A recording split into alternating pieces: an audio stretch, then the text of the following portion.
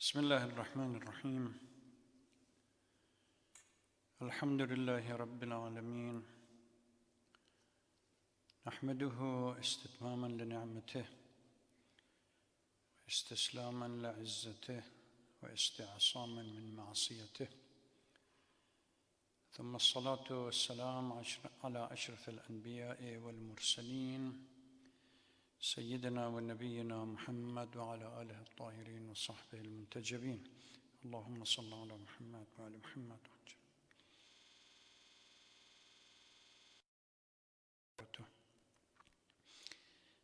I pray that you are all well, and during these important nights your prayers as well as fastings are inshallah accepted by Allah.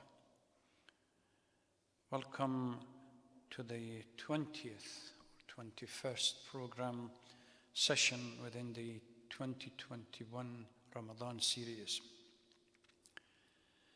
يقول الله تبارك وتعالى في القرآن الكريم أعوذ بالله من الشيطان اللعين الرجيم بسم الله الرحمن الرحيم ألف لام ميم ذلك الكتاب لا ريب فيه هدى للمتقين. Alif Lam Mim, this book in which there is no doubt is a guide to the God conscious. Commentators and mufassirin of Qur'an have indicated or interpreted in which there is no doubt to mean that there is nothing which can alter it. And the theme of alteration was something central to our discussion last night. I pointed out that the discussion around alteration, it's critical and central to be addressed, otherwise the whole validity of Qur'an and the miraculous nature of Qur'an will come under question. If we cannot be certain that alteration and tahrif has not taken place within the body of the Qur'an that we have today, then using the Qur'an as a source of reference, particularly as the primary source of reference for everything that we have, whether it is law, theology, or everything else, it becomes questionable. And I pointed out that there is a clear, leaving the polemical argument, there is a clear demarcation between the followers of Ahlul Bayt and Ahlul Sunnah. Followers of Ahlul Bayt clearly taking a leaf and inspired by a number of ahadith from our Ahlul Bayt and our Imams, reject any kind of, now we have to go to the 5 different meanings of it, any kind of tahrif and alteration that has negative consequences on the image and validity of the Qur'an. This necessitated the etymological discussion about the root of tahrif in Arabic language and various meanings ascribed to it, and gave few examples by a number of scholars that few of these tahrif and alteration has taken place or have taken place. Number 1 among the list was misinterpretation of words of the Qur'an. Certainly, fringe communities, and I gave few examples. These are a group of people that to rationalize their position, they have misinterpreted the verse of Qur'an. So this goes without a doubt, both Sunni scholars and Shia scholars agree on it. One of the most violators of this are the Ismailis, particularly the Aghanis, that they claim they are in a position of the true meaning of the Qur'an to the exclusion of everybody else. And they have used that to justify their position about their leadership and their belief and everything else. The second meaning of Qur'an, a tahrif or alteration, was the addition of a sound of vocalization. And I mentioned that Marhum Allama,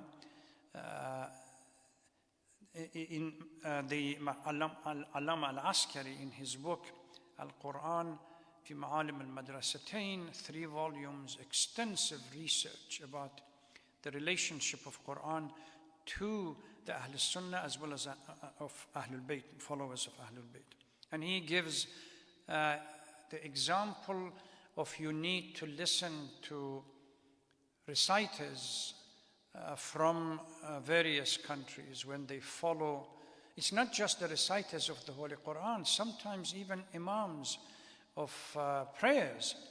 They recite Surah Al-Hamd according to the Hafs recitation, which there are minor differences.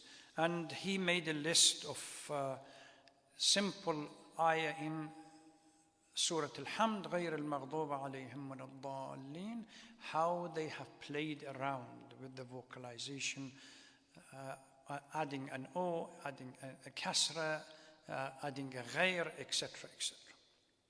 So this has taken place, and it's being taken place now, and we have no argument. The second one is the omission and addition of word while the original text remains intact. And Marhum Ayatollah Khoy, in his book Al-Bayan, focuses on the action of Uthman in burning various copies of the Holy Quran. And he says, and I read his statement in essence, that if there were no differences between various copies that existed during Uthman, the idea that he insisted only the one copy that he had has to be accepted as a standard text and the rest have to be burned, there must have been in the mind of Uthman, there are minor wording that were different that he did not want, whether it was the vocalization or whether it is 7 harf or 10 harf, various recitation, these were not the same. Another issue which again we can prove that it has happened is the addition of something to the text of the Quran or removing it, but without the collective body of the chapter and the verse being somehow undermined. And that is the addition of Bismillah, Bismillah ar-Rahman ar-Rahim, and the debate that exists between Shias and Sunnis regarding whether Bismillah is part or Bismillah is part of the surah or not. And I pointed out, inshallah, when you go to Hajj, you will go to Masjid al-Haram or Masjid al-Nabi. If you participate in congregational prayer, you come across different imams that they recite Hamd sometimes without Bismillah and sometimes with Bismillah. Particularly the Maliki imams, they would never recite Alhamd with Bismillah ar-Rahman ar-Rahim. So that is the debate. Is Bismillah part of the verses of the Holy Quran that have been removed? It's an alteration. It's not part of the verses of the Holy Quran, then those who add it like the Shia and believe that it is an obligation, you have to recite it, then they are altering the Quran. These were what we call the 4 tahrifs that we can accept happening or has happened in the Holy Quran, but without altering the reality of the text of the chapters. What it is critical is the 5th one, that ultimately discredits the whole Quran. And that is to believe that the Quran that we have today, either by omission does not contain all the verses and all the chapters that were revealed to the Holy Prophet, or by addition, it contains more than what was revealed to the Holy Prophet. And this is where critique of Islam, and particularly Muslims, with regard to their scripture focus on this particular issue. And they have researched Bukhari and others and have come up with all these ahadith that last night I pointed out to a few of them from al-Mu'minin Aisha and others, clearly stating that there were a number of chapters or number of verses. Even second Khalif said that the number of verses in the Holy Qur'an, passages in the Holy Qur'an far exceeded what we have presently available now. Another topic which relates to this, and for this, Shias unanimously say there is no such alteration in the Holy Qur'an. If you look at a number of scholars, Ayatollah Khoy, Al-Askari, and a number of others, that clearly, Marhum Tabatabai, they take it as a fundamentally accepted part of faith in Shia Islam, that this kind of tahrif and this kind of alteration has not taken place in Quran. Now, although when you listen to the polemical recording on YouTube's constantly the bombardment of the Shias that they don't believe in the same Quran, that they believe tahrif and alteration has taken place, they have no base whatsoever. On the contrary, if we want to get into this polemical argument, there are far more ahadith existing in Sahih Bukhari and other sources of the Sahih Sitta that clearly states, because at least from our point of view, ahadith that we have narrated in our books, we don't take them as on the level of a scripture. We don't give them the same credit as the Holy Quran. We question them. But once you have a hadith or a number of ahadith in a book that you say it is untouchable because of its authenticity, and then yet contain within it a number of hadith that clearly stating that Quran was somehow part of it was missing or part was added to it, it leaves a huge amount of problem for us. The next topic which relates to this, and we really need to clarify, is the collection of Quran. And the question which is being posed, was the Quran collected completely during the life of the Holy Prophet or after? If, as majority of Shias and few scholars from Ahlul Sunnah say no, it was clearly collected during the life of the Holy Prophet, then we are safe. But if somebody comes and says there was a huge gap between the revelation and after the departure of the Holy Prophet until the collection, now we go through a few of the hadith, whether the collection took place during Abu Bakr, Umar, Uthman, it doesn't matter. As long as there is a gap between the end of the prophecy, prophetic mission, and the collection, during this gap, certainly part of, or at least those who have been reciters and those who have learned the Quran by heart might have died, and what we have at the time of collection was not the full Quran. This is something that we have to pay attention to. Those of you who have access to the Study Quran, the thick book recently came out under the editorial board that Dr. Hussein Nasr supervises on it. At the end of the Study Quran, after the translation is complete, I think there are about around 15 or 12, if my memory serves me, correct me, 12 essays by different individuals.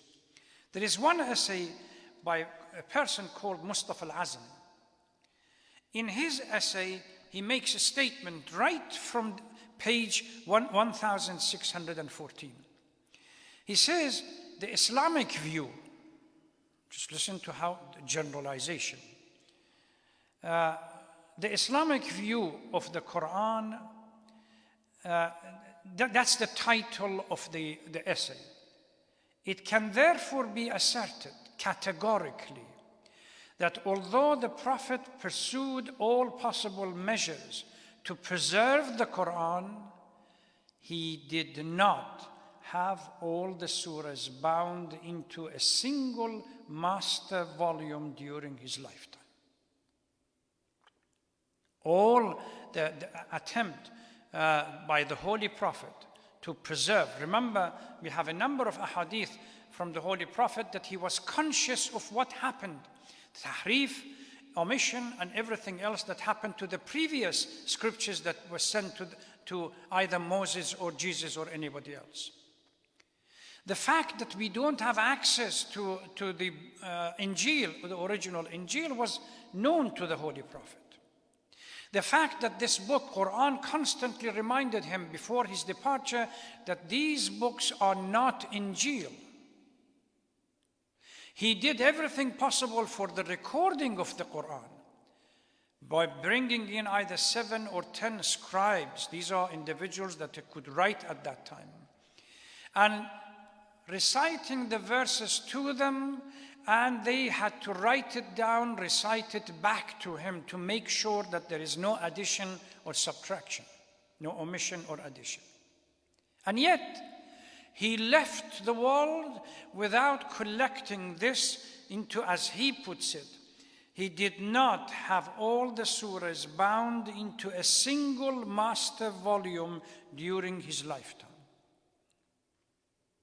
which opens up the Pandora's box, that if you cannot establish that this authentic book of yours, which is central to everything that you're going to do, central to everything, you don't have a clear, established frame of reference that this is not being tampered with after the demise of the Holy Prophet, even unintentionally.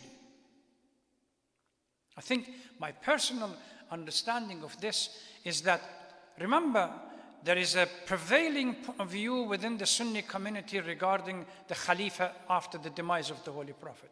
They insist that the Holy Prophet, despite being conscious of everything else that was happening around, he did not appoint a successor and left the affair of the Muslim into their own hand.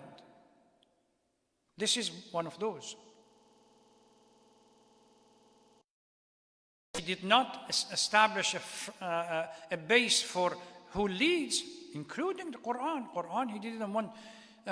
He left it to the community to decide. And this is the major principle within Ahlul Sunnah. Ahlul Bayt, however, and followers of Ahlul Bayt have maintained that Qur'an was bound into a single volume during the life of the Holy Prophet, particularly around the end. Now, we go back to Marhum al-Askari in his book, Al-Qur'an wa Ma'alim al-Madrasatain. He has a chapter.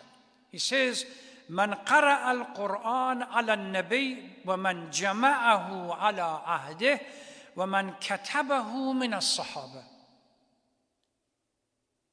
The heading, the title is quite clear. Whoever recited the Qur'an to the Prophet and collected it during his time, وَمَنْ كَتَبَهُ, and those who wrote it down, مِنَ الصَّحَابَةِ. And he starts, you see, on the one hand, we have a hadith in Sahih Bukhari and others that it was not compiled and put together during the life of the Holy Prophet. He has done extensive research within these books by bringing out a hadith that clearly states that it was written during the life of the Holy Prophet. And he starts, في صحيح البخاري عن أنس إنه قال, Anas has said, مات النبي ولم يجمع القرآن غير أربعة. The Holy Prophet, the Qur'an, and written it down. Abu Darda, Mu'adh ibn Jabal, Zayd ibn Thabit, wa Abu Zayd. Only 4 people. Volume 3, page 152 in Sahih Bukhari. Then Marhum Askari lists the critique and the scathing attack of scholars against this view that says, the view that expressed by Anas that only 4 people collected it. They said, far from it. Ali ibn Abi Talib was one of them. Sa'd ibn Ubayd was one of them. Abu Zayd Thabit was one of them. Waraqa was one of them. Ubayd ibn Muawiyah was one of them. And you have not included any of these within the list. So there were more than 4 or even 10 people during the life of the Holy Prophet that they collected collected the Qur'an and wrote it down and compiled it into a book. He further said there were 6 others during the life of the Holy Prophet that collected the Qur'an into one volume. So that's the view. Then he lists a number of scholars who said that the belief that only 4 people during the life of the Holy Prophet were able to collect and compile the book, and primarily the list is from Ansar in Medina, is counted by the fact that during Mecca, the Mecca period, the 13 years of Mecca, there were a number of people in Mecca that they wrote the book. So you can't assume that the Holy Prophet ignored the reality that this book needs to be recited by everyone and somehow left it scattered in various pieces and leaves or bones or something else. Exactly under the title of Man Jama' al-Quran, more and more scholars have come out to indicate that no, the Quran was collected during the life of the Holy Prophet because it simply does not marry or fit with human intellect. Aql requires us to believe that the Holy Prophet, who pays attention to so meticulously to the nature, to do everything to preserve and protect Quran, simply ignores this reality that ultimately is going to destroy it. So the manner of Quranic collection becomes critical. Now, the source of error comes from a number of ahadith. Number 1 among the least, which I'm going to, by the way, I still recommend those of you who have access to go and read Al-Bayan fi Tafsir al-Quran. It's only a single volume compiled by Marhum Ayatollah Khoyi, which is, I believe the copy is available translated on alislam.org. He regretted it that he did not pursue and complete the tafsir, but yet that to the whole discussion, various aspects of hadith and so on. When it comes to the issue of tahrif, he really does an excellent job in both sections. The one part that deals with the ahadith about addition or omission of chunks being part of Quran and not being part of Quran, and also this compilation of the Holy Quran.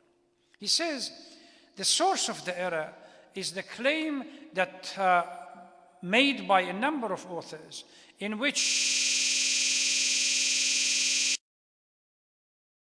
compiled by Abu Bakr rather than, or during Abu Bakr's time, collected by Abu Bakr or Abu Bakr order. I'm going to recite a few of these ahadith, that after the Battle of Yamama, which was, I believe, year 12 after Hijrah, with Musaylama, the liar came and proclaimed himself to be a prophet, and an end to the prophethood of the Holy Prophet, and there was a battle between people of Medina and him. Ultimately, he was killed, and that was the end of his uprising. But huge number of Sahabas, these were people who have memorized the Quran And some of them had already written bits and pieces of the Qur'an, were killed. Now after this event, fearing that the Qur'an would be lost, Abu Bakr commands Zayd ibn Thabit and Umar to take the responsibility of putting Qur'an together. Let's read the hadith. The hadith is from Zayd ibn Thabit. He said, Abu Bakr sent for me when Muslims were slain in the battle of Yamama. When I entered, I found Umar ibn al-Khattab with him.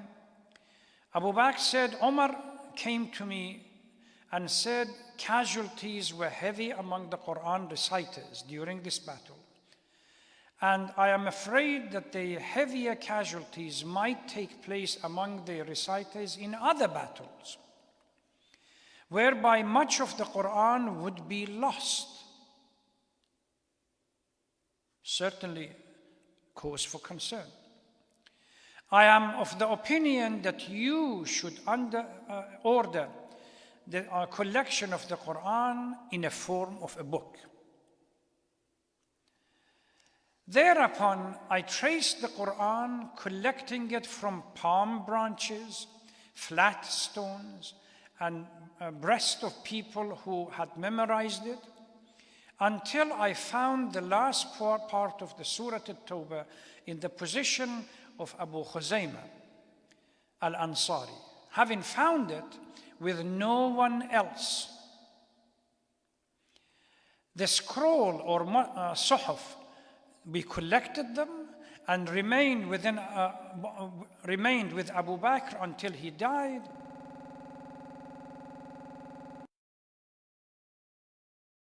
Umar's daughter. Now, one person, Zayd ibn Thabit, is given the responsibility to go around. And he finds bits and pieces thrown around, whether it is in stones, palm branches, or even flat bones or anything else. And finally, he finds the last part of Surah At-Tawbah with one person only. Under this circumstance, our living miracle was compiled. What does that say about our living miracle? In another part, that the same hadith says that Abu Bakr commanded me to only collect those that there were 2 witnesses available to support it. 2 witnesses. Now, the next hadith, Hisham ibn Urwa relates a tradition on the authority of his father. He said, when the Muslims were slain in Yamama, Abu Bakr ordered Umar ibn al-Khattab and Zayd ibn Thabit to sit at the entrance of the mosque, like beggars standing in front of the mosque. Now, these people have to sit in front of the mosque and literally beg people, do you have a piece of Quran with you? If you have, let's give it to me, I want to collect it. He said, anyone who comes to you with anything from the Quran that you do not recognize, but it is witnessed by 2 individuals, 2 men, accept it. This was because a large number of the companions of the Prophet who had memorized the Quran had been killed in the Battle of Yamama. The indignity of trying to write the Quran. Another one, Muhammad ibn Sirin reported that the Quran was not yet collected in one volume when Umar was assassinated. Now we are beginning to see the discrepancies. The first few hadith clearly states that with the command of Abu Bakr, it was collected by Zayd ibn Thabit during his life. Now, other Sahabas have coming forward and says, not only during the life of Abu Bakr it wasn't collected, it was during the life of Umar was not collected either into a single codice. Al-Hasan relates, Umar ibn al-Khattab inquired about the verse of a book he was informed that it was in the possession of a person who was slain in the Battle of Yamama. Now the Pandora's box is going to this book for this verse. They say, well, Mr. So-and-so or Sahabi so-and-so had it, but unfortunately he is no longer around. He died in the Battle of Yamama, was slain in the Battle of Yamama. On hearing this, he recited, Inna lillah wa inna ilayhi raji'un, and ordered the collection of the Qur'an, and thus was the first to be collected into a codex during his time. Now we're beginning to see again. Yahya ibn Abdul Rahman narrates a tradition. Omar decided to collect the Qur'an, so he stood before the people in the mosque and said, whoever received any part of the Qur'an directly from the messenger should come forward. They had written these parts on sheets, tablets, palm branches, and he would not accept anything to be part of the Qur'an unless it was witnessed by two individuals. Another tradition by Sulaiman, who said, Ibn Shihab az-Zuhri, when the death toll among the reciters of the Battle of Yamama, 400 of them in that day, Zayd ibn Thabit met with Umar ibn al-Khattab and said to him, this Qur'an is what unites our religion. If the Qur'an goes, so does our religion. Now, tell me, these people thought about the Qur'an and the fact that Qur'an is the fundamental principle of the religion, what unites Muslim community as a living miracle more than the Holy Prophet did? I have resolved to collect, by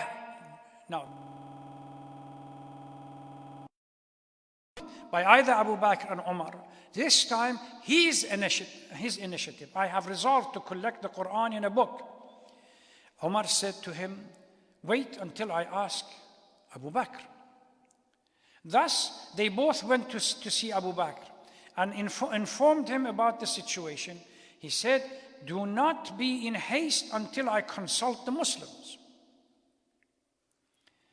Then he delivered an oration to the Muslims, informing them about the grave situation caused by the Yamama slaughter, and said, you are right. So they began collecting the Quran. Abu Bakr orders to the carriers to go around people and ask them if they have pieces of the Quran so they can put them together.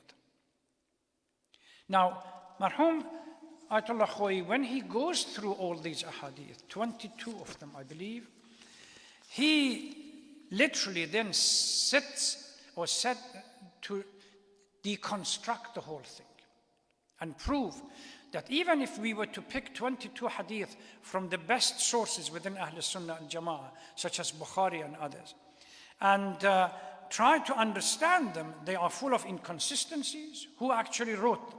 Who gave the command? Who wrote them? And contradiction. And not mention that it counters human rationale and ijma'. Ayatollah Khoi claims ijma', that it was collected during Jam' wa Tadween al-Quran, was collected during the life of the Holy Prophet. There are other scholars here that talk about the same thing. Ayatollah Ma'rifat, for example, in his book regarding Jam' al-Quran, talks about it. He has two views. What I call early Ma'rifat during Najaf period, which I used to know him, then the more mature Ma'rifat when he went to Qum. The more mature Ma'rifat is of the opinion that no, it was collected during the life of the Holy Prophet. Marhum Tabatabai talks about the same thing, and he says, if we were to pay attention to the ahadith, إني تارك فيكم الثقلين والثقلين كتاب الله وعترتي. A kitab that has not been compiled and not put together. What is it that the Holy Prophet is referring to? That the book and Ahlul Bayt, they are inseparable. And then he goes into the rational argument about the Holy Prophet and how much he paid attention to the compilation and protection of Qur'an. So all of these scholars, whether Marhum Tabatabai, whether mature Marhum Ma'rifat, Allama Askari, and a number of others, not mentioning number of grand scholars early on in our history, clearly indicated that it's simply practically impossible for the Holy Prophet, knowing about what could happen to the book if it's not properly structured, somehow ignores it and leaves it to some figures to come after, and they decide that they care for the Qur'an and the Muslim community more than the Holy Prophet did. So, as far as these two issues, regarding the first type of tahrif, that addition, submission of chunk within the Holy Qur'an, the Shia's point of view is quite clear, relying on a hadith that there is this Qur'an that we have today is the same Qur'an that was revealed to the Holy Prophet up to now. There is no addition, no subtraction. Even reference to Mashaf Ali, Mashaf Fatima al-Zahra and others, these are books of commentaries that these individuals wrote, taking the Qur'an and making various commentaries on Sha'n al-Nuzul and other verses.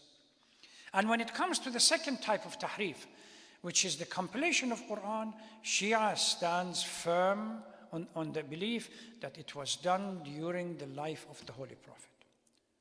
So our case is quite clear. Those who claim that this hadith or that hadith indicates that there is a chunk missing, or those who claim that compilation of Qur'an and collection of the Qur'an did not happen during the life of the Holy Prophet, they must answer, not us. I think these issues are clear. Since tonight I talked about a hadith that Marhum Tabatabai and few others mention as to support their argument about the relationship between Qur'an and Ahlul Bayt. I think this might be the theme of our conversation, inshallah, tomorrow night. I pray to Allah subhanahu wa ta'ala that all of you be blessed, and please, during this particular night, for the last group of people, this is the 23rd, the night of the 23rd, spend it in worship, ibadah, and praying for everybody else. Thank you very much. Wassalamu alaikum wa rahmatullahi wa barakatuh.